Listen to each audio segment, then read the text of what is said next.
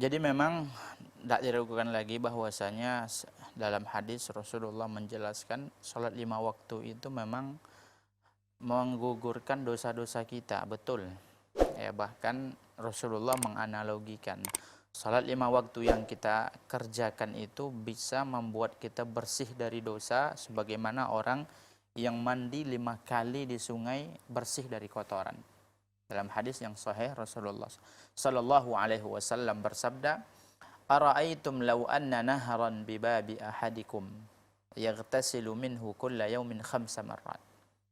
Kata Rasulullah sallallahu alaihi wasallam, bagaimana menurut kalian jika seandainya ya di depan rumah salah seorang di antara kalian, dekat rumahnya ada sungai. Yaghtasilu minhu kulla yawmin 5 marrat. Dia mandi di sungai tersebut setiap harinya 5 kali. Hal yabqa min daranihi syai'un? Apakah dia akan masih kotor? Apakah dia masih badannya masih kotor, masih berkuman?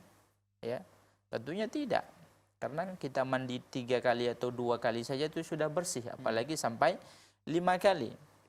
Maka di akhir hadis itu Rasulullah mengatakan, fakadzalika salawatul khams. Begitulah perumpamaan dan analoginya salat 5 waktu tadi. Yamhullahu bihil khataya.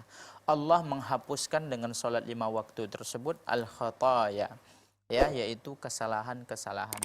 Jadi pada dasarnya ya, kalau seandainya kita melaksanakan salat 5 waktu dengan ikhlas lillahi azza wa jalla, ya, dengan sesuai dengan tuntunan tata cara yang dilakukan oleh Rasulullah sallallahu alaihi wasallam, maka insyaallah ya Allah Subhanahu wa taala akan menghapuskan dosa kita. Makanya dalam Al-Qur'an juga Allah mengatakan aqimis salata tarafayn nahar wa zulafam minal lail, ya.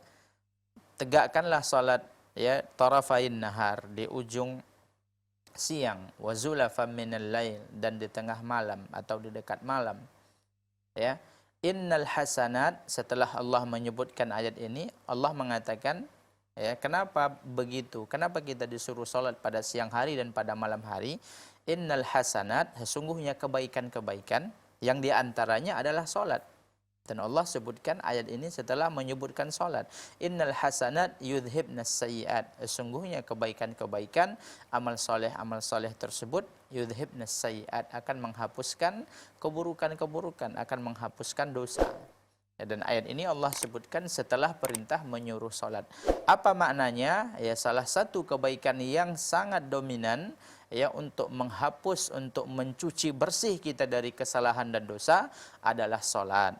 Ya, ini yang pertama. Yang kedua, memang dalam hadis ada hadis yang menjelaskan bahwasanya ketika kita ya telah melakukan suatu perbuatan dosa, dianjurkan kita tersebut berwudu, kemudian kita tersebut melakukan salat 2 rakaat, ya, salat 2 rakaat, kemudian kita beristighfar kepada Allah Subhanahu wa taala.